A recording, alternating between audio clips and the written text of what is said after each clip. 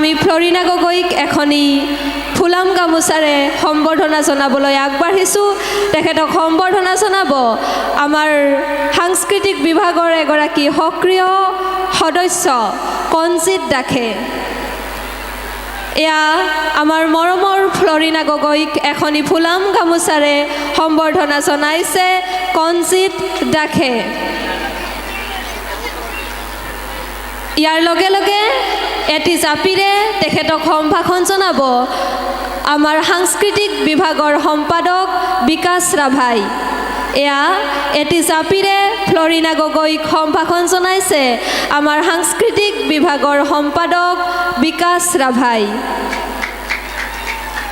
ইয়াৰ লগে লগে জনাবলৈ আগবাঢ়িছোঁ ফ্লৰিনা গগৈৰ পিতৃ আৰু মাতৃ শ্ৰদ্ধাৰ দেৱজিৎ গগৈ,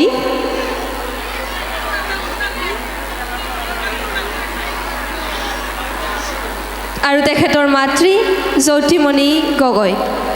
এয়া মঞ্চত ফ্লৰিনা গগৈৰ মাতৃ জ্যোতিমণি গগৈ, লগতে তেখেতৰ পিতৃ দেৱজিৎ গগৈদেৱকো মই মঞ্চলৈ আহিবলৈ অনুৰোধ জনাইছোঁ।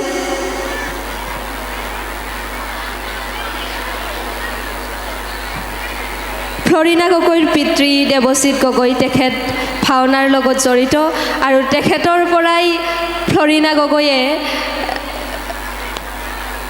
দেশ জয় কৰিবলৈ তেখেতৰ পৰাই অনুপ্ৰেৰণা লাভ কৰিছিল। শ্ৰদ্ধাৰ দেৱজিৎ গগৈদেৱক এখনি ফুলাম গামোচাৰে আমি সম্বৰ্ধনা জনাবলৈ আগবাঢ়িছোঁ। সম্বৰ্ধনা জনাব আমাৰ ৰাস মহোৎসৱৰ সভাপতি শ্ৰদ্ধাৰ গজেন্দ্ৰনাথ দাসদেৱে।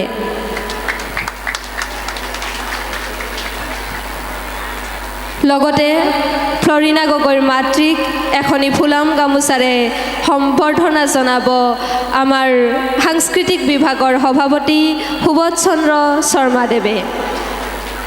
এয়া জ্যোতিমণি গগৈক সম্ভাষণ জনাইছে সুবোধ চন্দ্ৰ শৰ্মাদেৱে।